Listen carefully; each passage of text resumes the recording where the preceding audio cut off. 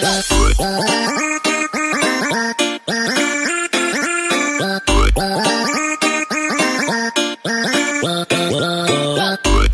guys!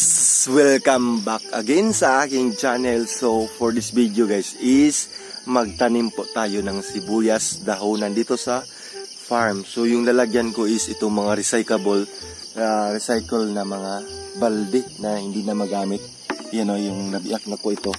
Tingnan nyo, nabiak na yan. At saka ito naman yung isa na lalagyan ko ng tatalamnan ko ng sibuyas dahonan. So sabayan nyo po ako kung paano ako magtanim ng sibuyas dahonan. So let's go na. Ito na po yung sibuyas dahonan na itatanim natin. Ang dami, di ba? So tara, punta na tayo doon. Kasi unang-una is kukuha muna tayo ng fertilizer. Lagyan muna natin ng fertilizer sa ilagay muna natin yung fertilizer, tapos yung yuta or lupa, no? So dito ako manguha ng fertilizer kasi dito kami nangunguha ni tatay. Yung fertilizer namin guys is ito po yung sugar na waste. Ayan o, napakataba nito.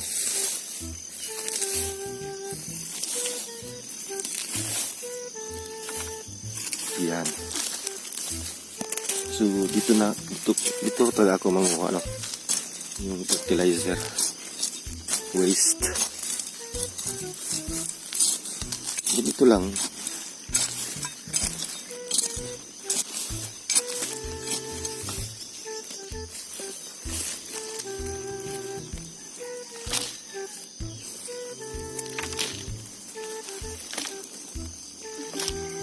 Lagyan po talaga natin ng pampataba para mas malusog or healthy yung ating mga tinatanim na sibuyas dahonan.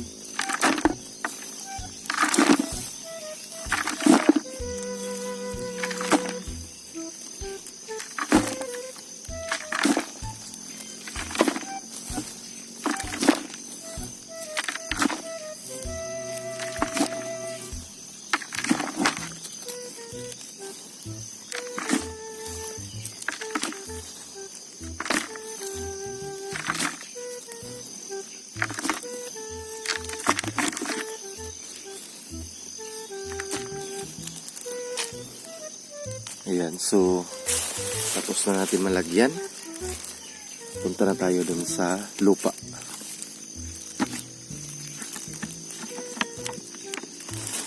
Kasi yung lupa guys is nandun po sa kabila, no? Nandito. Nahihirapan ako sa kalisod. Ayan, so punta na tayo dun sa may lupa na. So ito naman yung mga update ko kayo no, sa aming limonsito or lemon. Ano, meron na siyang bunga. Itong tinatanim ko na lemon at saka itong limonsito. Buhay na buhay po talaga sila. No? So ngayon, punta na tayo dun.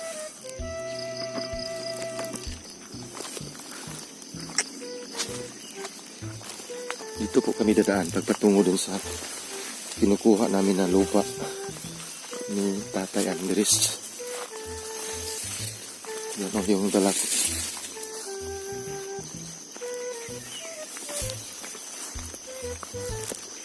Tingnan nyo guys. Nagpa-fog po talaga dito sa farm. Nag-fogging.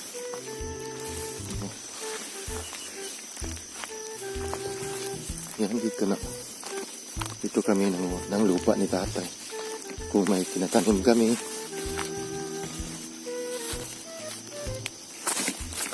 Yan, dito. Ito lang guys. No?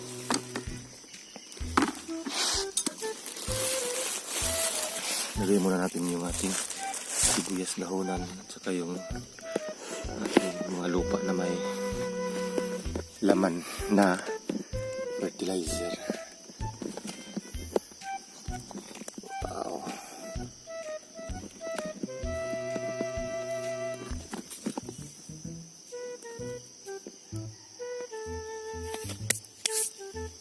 So ayan o. Tapos na natin nalagyan. So yung susunod natin is lagyan natin ng lupa.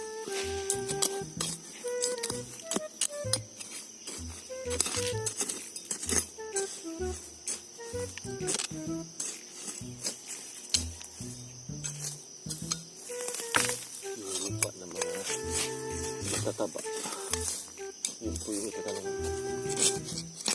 Lagay natin. Lagay natin yung mga bato.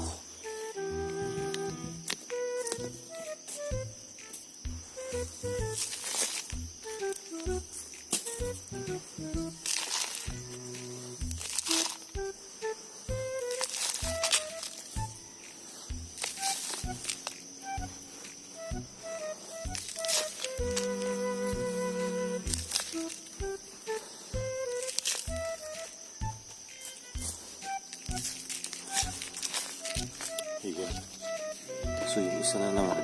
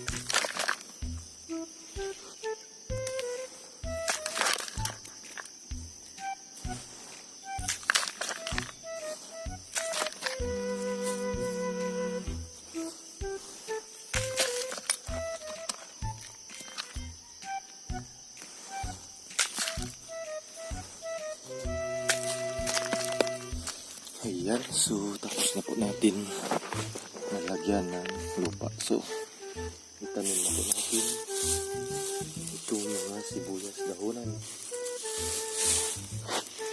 Ayan na.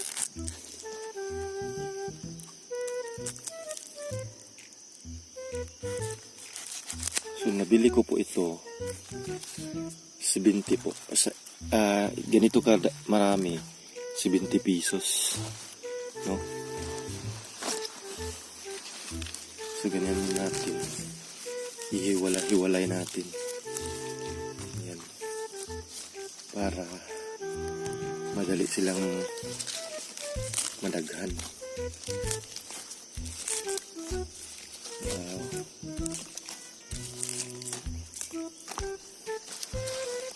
Ganyan lang.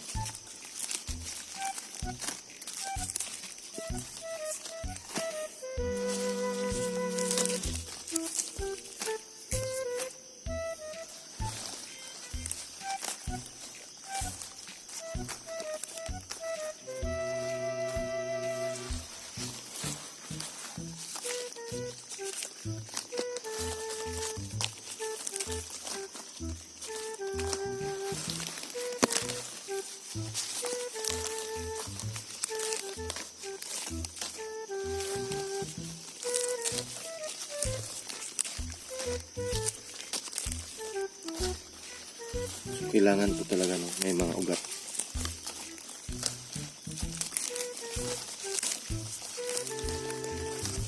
Ayan, so itanim na natin.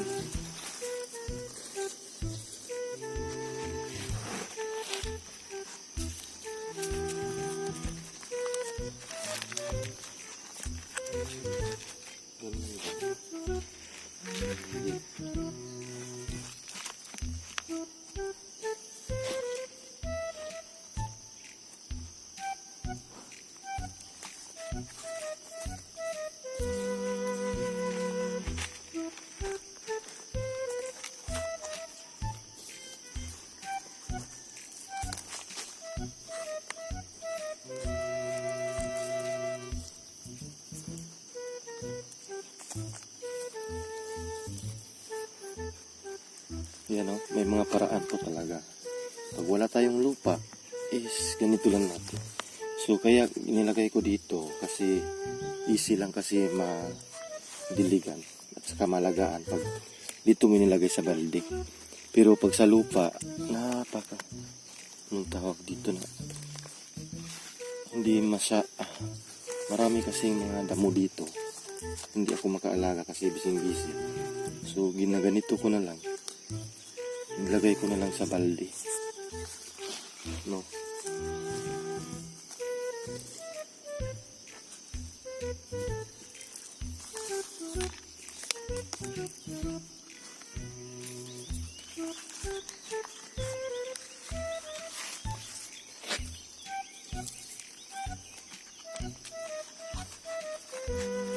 There's no guarantee.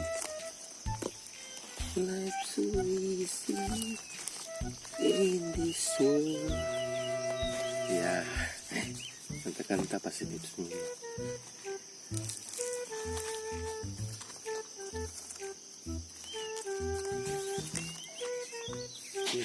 Ito kaya. Ilagyan natin ng lupa. Ayun.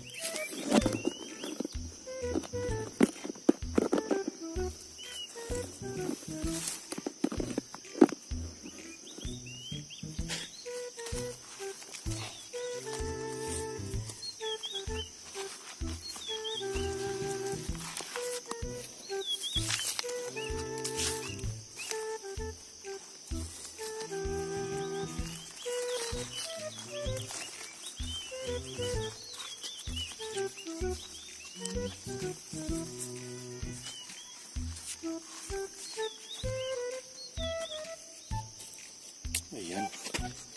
Tapos na. Ayan natin yung isa.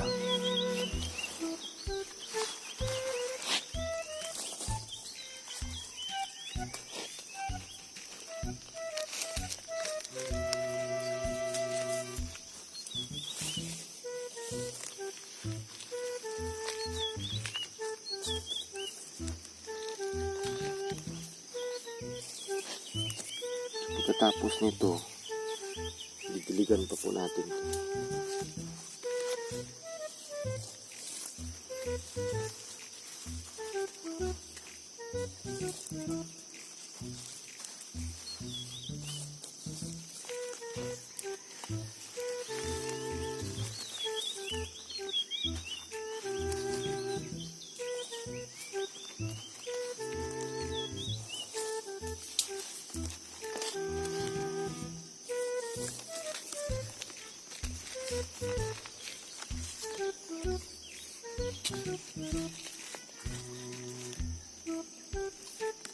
Ayan, so tapos na po.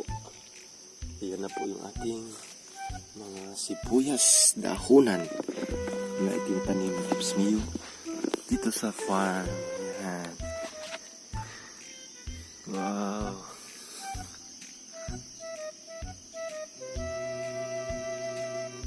So, didiligan pa natin to.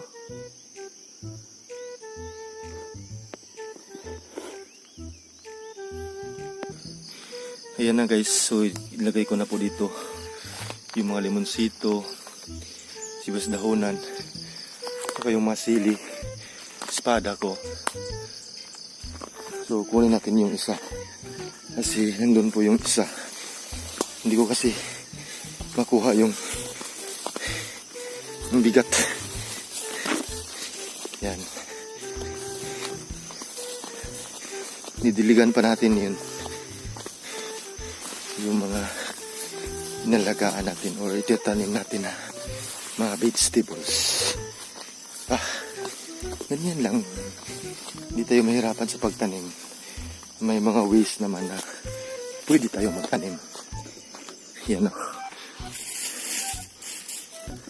So, let's go na. Let's go na. Ayan. Yan o. Biyahe ko dun sa farm sa may mga limonsito at saka sili at sal. So tanim na ako ng tanglad sili atsal, sili espada, ito sibuyas, dahunan, saka yung limonsito. Ganyan lang pag nasa farm tayo, kailangan magtanim din tayo ng mga ganito. Yan. So, magdidilig na po tayo. Diligan na po natin. Yan o.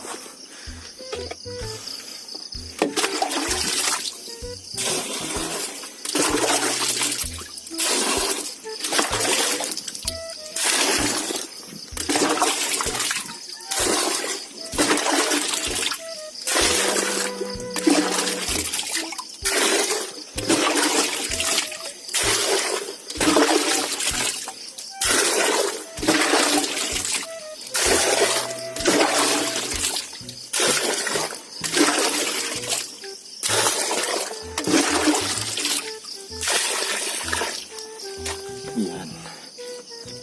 Okay. Okay. Alright. Okay, alright. Dapat madali. Yan.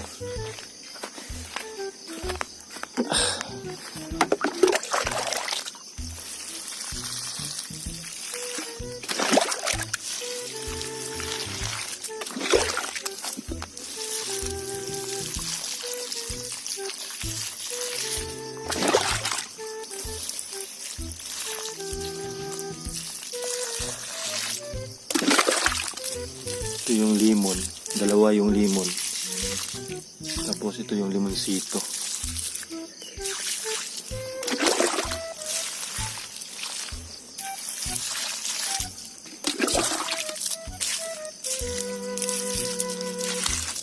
Ito yung silis at salko. Ito yung silis espada. Ito nandito. Marami na siyang bunga. Yan.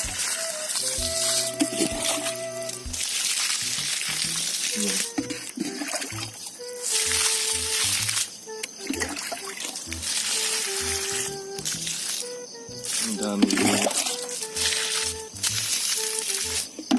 Tingnan niyo. Ano po yung mga bunga.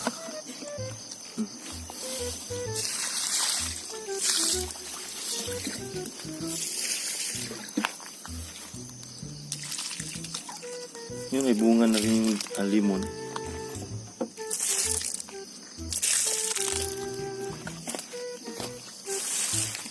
So, kaya na guys, tapos na po tayong magtanim sa ating mga itinatanim. Kung may tinatanim, may aanihin. Ayan, so, maraming salamat po sa panonood. Keep safe always and God bless po sa mga nag-follow, nag-subscribe sa aking channel. Thank you. Bye-bye. Ingat. Mahal ko kayo.